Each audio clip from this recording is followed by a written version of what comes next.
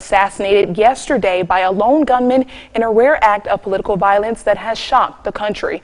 Mourners gathered outside his home to pay their respects. The suspect, a 41-year-old man, was armed with a homemade gun at the time of the attack.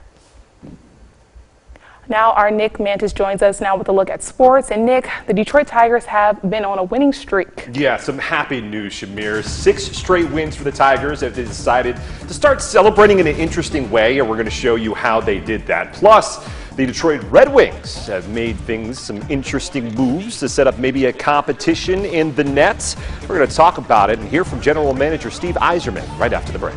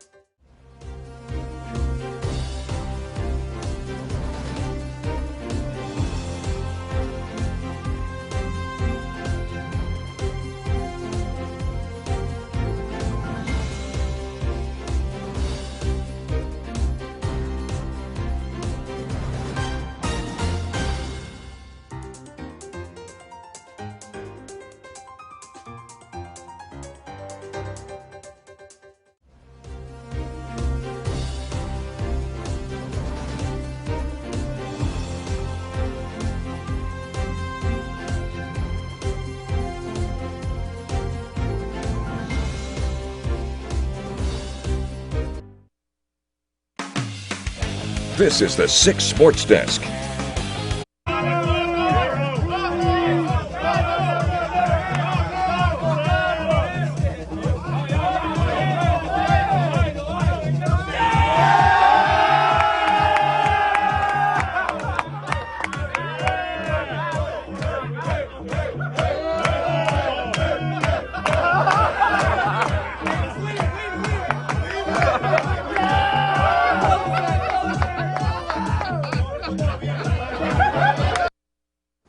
Oh, it has been nothing but good times in Detroit and for the Tigers clubhouse. As you saw, Detroit pitcher Gregory Soto shaving the third base coach's head, Ramon Santiago, after getting their 6th straight win. Now, Santiago said that he was going to do it if they won 6 straight, so he was more than happy to sit there and smile. But there weren't a lot of smiles on the mound for the Tigers pitchers this afternoon.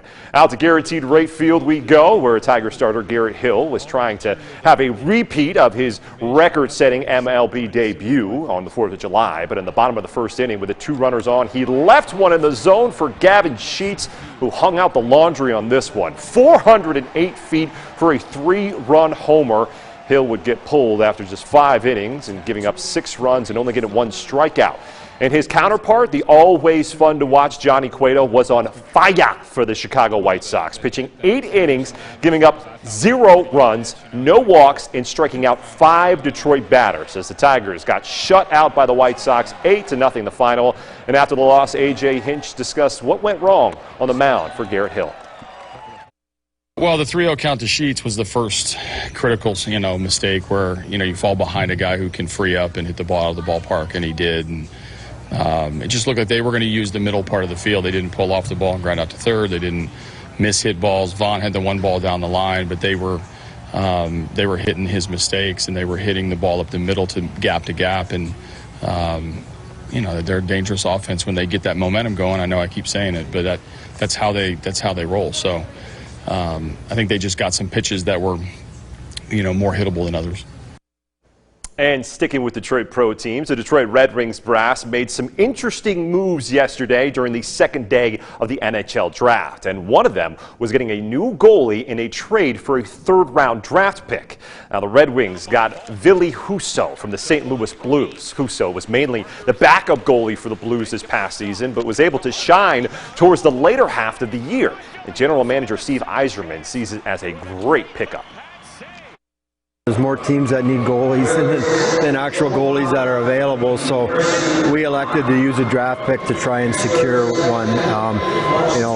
So that's the purpose of making the trade, and we certainly like the season that Billy had. We think he could come in and solidify the tandem with Alex, and I think we got 2 guys that we can put in the net every night and give us a reasonably good chance to win.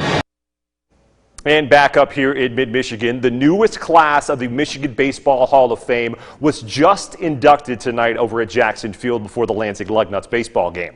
And just like last year, some big names were enshrined in the outfield. Now, this is the video of last year's induction when Dan Henson was surrounded by his family. But tonight, it's Steve Avery and Frank Teana's turn. Sorry about that, Frank. Avery played for Taylor American Legion and took them to the 1986 state title before going on to win a World Series championship with the Atlanta Braves. Now, Teana was drafted out of Detroit Catholic High School by the now Los Angeles Angels and played for the Detroit Tigers for 7 seasons. But right before he got drafted, or right after he got drafted, Teana was hurt. He hurt his arm in a his pitching arm in a high school game, and shared with the Lugnuts a fun story about his first year in the pros. Take a listen.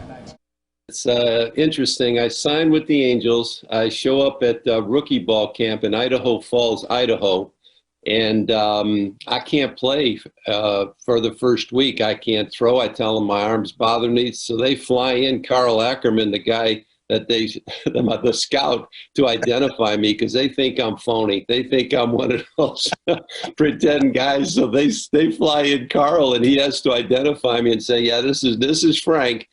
And I went on the pinch run 1 time that year in 75 games. Never did play.